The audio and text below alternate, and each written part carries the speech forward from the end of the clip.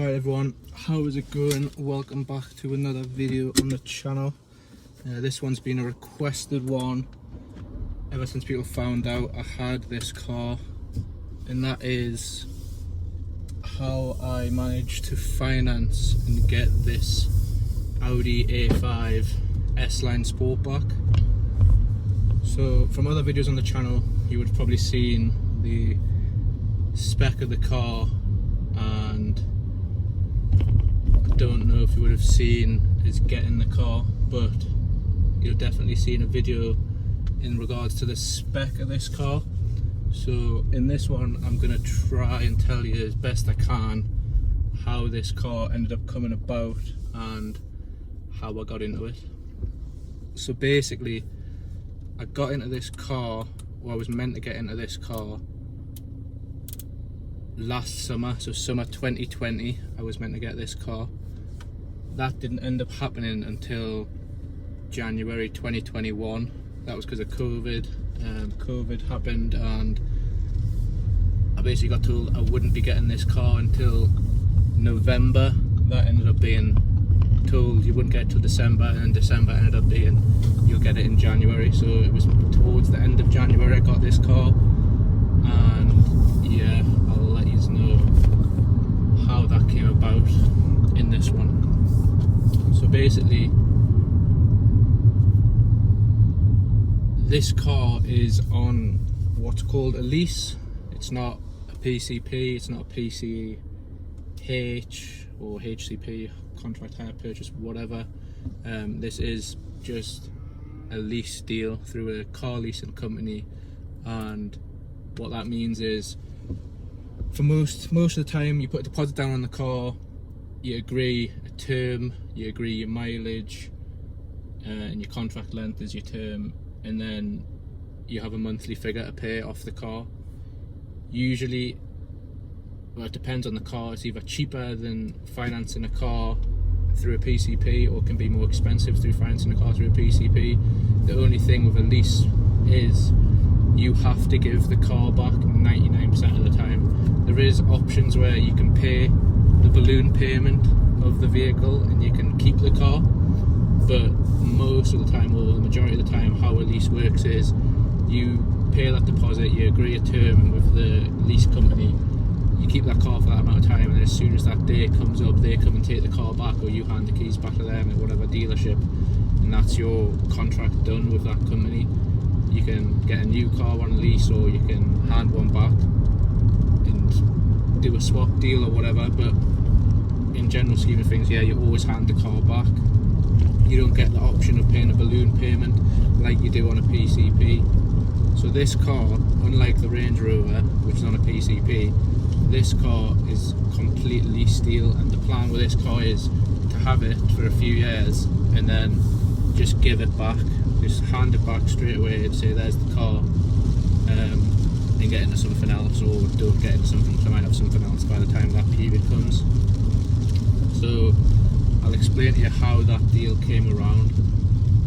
Basically, on Instagram, a company followed us, a car leasing company, and at the time I had the Range Rover and I had a Mercedes CLA, and I had no intentions of getting out of one into another until I saw some of the deals that this leasing company were offering last summer for key workers, essential workers, and other sort of discount deals. So like if you were NHS, you got something specific for that. If you were working in some other essential thing during the pandemic, there was certain deals which were really appealing to people to get them into a new car or a used car through a lease deal. And this company basically messaged us and asked us, do you want to get into a new or used car? Are you any of these criteria? And am I looking to part X a car or anything which could act as a deposit? I basically said I wasn't looking to get into anything, and I had no intentions of part X in either of the two cars that I had. But what deals do they have? So I got speaking to some guy, and I'll not name names, I got speaking to him, and he sent us over a few deals. So he sent us over deals on like 3 Series BMWs, an X5, some C-Class coupes, and E-Class. And then he sent us some Audi deals, so there was ones on A3s, A5s and A7s.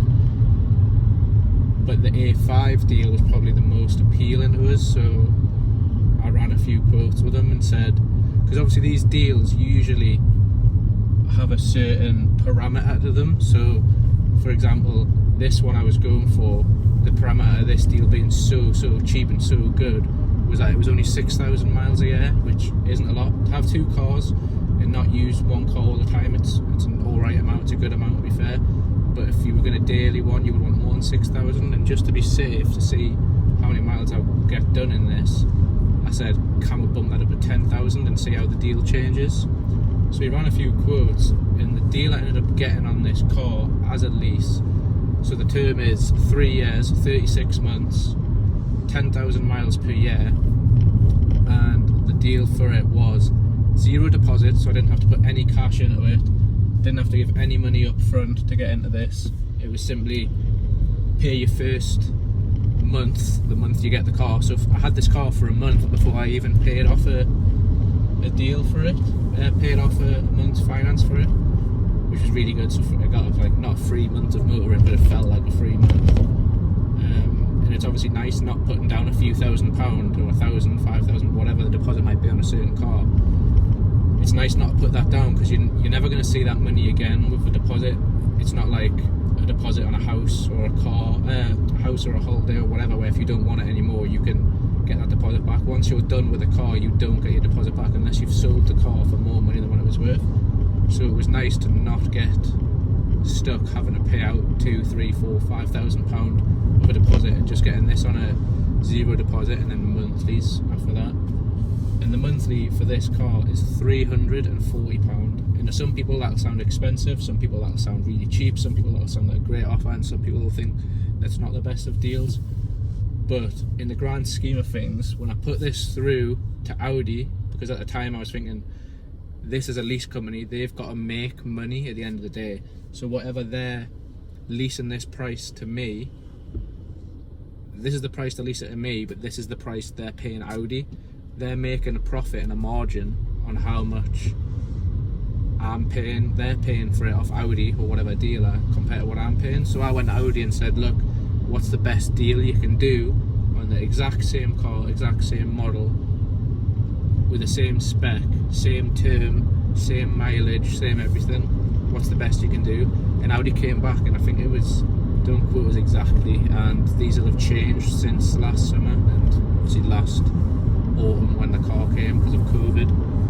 But basically it was nearly double, so it was like 630, 650 with a 0 deposit. And when you hear that and you think, I'm getting a car for half the price of what a PCP would be, or a lease through Audi, it makes you think how good of a deal that actually is.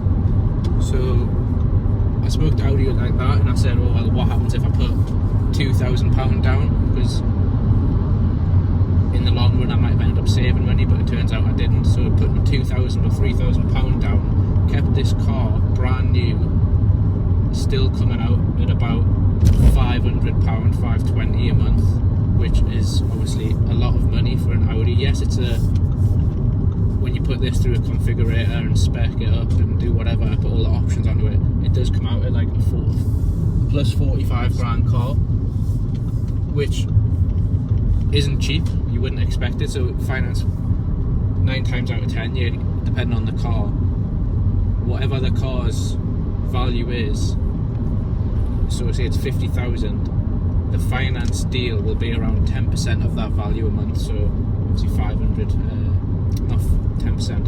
You'll just take off two zeros and make it 500. That'll tend to be sort of what it was. So for example, the Range Rover, 65 grand car, it was £640 finance a month for that. So that's kind of how it works. If a car is 15 grand, it's usually 150, 200 pound a month. Obviously everything changes with interest rates and deposits and terms and mileage, but that's the general sort of way to look at it if you're going to finance a car. So when this came back at £340, I was shocked. I didn't know it was such it was such a good deal. I couldn't not pull the trigger on it and say, yeah, let's get it, and make sure it's definitely that. So I was a bit wary at first, getting such a good deal, obviously saving £200-300 on a dealership price to go through a leasing company. I was like, oh, that sounds, don't know, what's the hidden cost to all this? It turns out there wasn't actually any hidden cost. I didn't have to pay any admin fees either. So this car was literally, I get a brand new Audi turn up at my door for £340 a month for 3 years, doing 10,000 miles a year. And when you put it that way, it's pretty hard to say no or something like that. So yeah, that is how this car came about. Obviously, I did end up getting a discounted deal on the car. So unfortunately, the deal was like a limited time period and also only available to people that fit a certain criteria. I can't remember exactly what that criteria was, but for example, it would have been things like NHS worker, essential worker, key workers in certain roles, teachers, carers, and things like that, and I fit into one of those categories, so I was able to get this car for a much lower price than what an average person working in, say, retail or an office job or whatever could have actually turned around and got the car. And I know that's only something that's came about because of COVID, a put in a pandemic, and it was probably these leasing companies and dealerships giving like a thank you for working through it to this essential. I know everyone's job's important, everyone's matters, but it was specific to sort of 5 groups of jobs, like I explained. So it might have been just a thank you for those sort of jobs. But yeah, that's basically how this car came about and how I've managed to finance this car. And that's that. So if you have any other questions on this car, I can do a video on how much it's costing to run and use daily, how much it costs to insure, how much it'll cost to get in for a service, MOT, tax, etc. I can do all that. Just drop a message or leave a comment, whatever. I'll get something out highlighting all them things as well, because I know when people talk about car videos online, they don't always talk about the ins and outs of how much it costs someone and how much it costs to run something. So yeah, if you just want to see them videos, let us know somewhere and I'll get them out here. But other than that, guys, cheers for watching. Comment, like, subscribe, watch a few of the other videos, and hopefully I'll catch us all in another one sometime soon. Cheers.